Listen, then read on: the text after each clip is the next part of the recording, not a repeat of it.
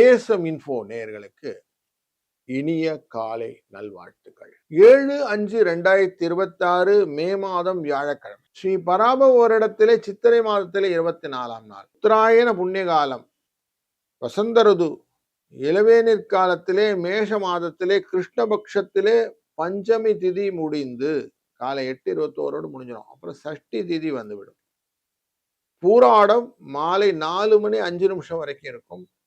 உத்திராட நட்சத்திரம் பின்பு வந்துவிடும். இந்த சஷ்டி அப்படின்னு உடனே சஷ்டி விரதம் இருப்பது நல்லது. சஷ்டி விரதம் இருப்பதுக்கு முடியலன்னா கூட நம்ம கந்தசஷ்டி கவசம், ஸ்கந்தகுரு கவசம் இதெல்லாம் சொல்றது நல்லது. மனமுருகி குழந்தை தெய்வமான இந்த முருகப்பெருமானை வணங்க தீராத வினைகள் தீரும். நமக்கு பல தேவைகள்ல கல்யாணம், குழந்தை, வீடு இந்த 3 முக்கியமான ஒரு தேவையாக அமைகிறது. இந்த 3 தேவைகளையும் பூர்த்தி செய்வதற்கே இந்த சஷ்டி விரதம் கரெக்டா இருக்கும். அதனால இன்றைக்கு குருவாரத்துல சஷ்டி விரதம் வர்றது விசேஷம், பயன்படுத்தி கொள்ளுவோம். நல்ல நேரம் காலையில 10:30 11:30, மத்தியான வேலையில 12:30 1:30 வரைக்கும், ராகு காலம் 1:30 யமகண்டம் 6-7:30, குளிகை நேரம் 9-10. தெற்கு பக்கம் செய்வர்கள் கொஞ்சம் மருந்து அறிந்து செல்வது நல்லது, எண்ணெய் குடித்து கொண்டு செல்வது நல்லது.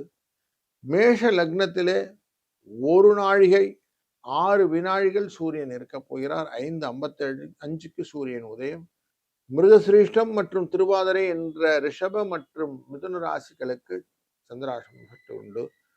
சூரியன் உச்சத்தில் மேஷ ராசியிலே புதனுடன் அமர்கிறார். சுக்கிரன் ஆட்சியிலே ரிஷப ராசியிலே அமர்கிறார். குரு பகவான் மிதுன ராசியிலே அமர்கிறார். கேது சிம்ம ராசியிலும், ராகு கும்பராசியிலும், சனி செவ்வாய் சேர்க்கையுடன் மீன ராசியிலும் இந்த நாளை துவக்குகிறார்கள். இந்த நாளிலே ஒரு ராசிக்கும் பலனை பார்ப்போம். மீன ராசி நண்பர்களே, அயன சயன போகம் அப்படின்னு ஒரு வார்த்தை சொல்லுவோம் இல்லையா, கொஞ்சம் ரெஸ்ட் எடுத்துக்கலாம் அப்படின்னு, அந்த எண்ணத்தை இன்னைக்கு நிறைய கொடுக்கும். இன்றைக்கு சந்திர பகவான் பூராடம் என்கிற சுக்கிரனுடைய வீட்டிலே ராசியிலே அமர்கிறார்.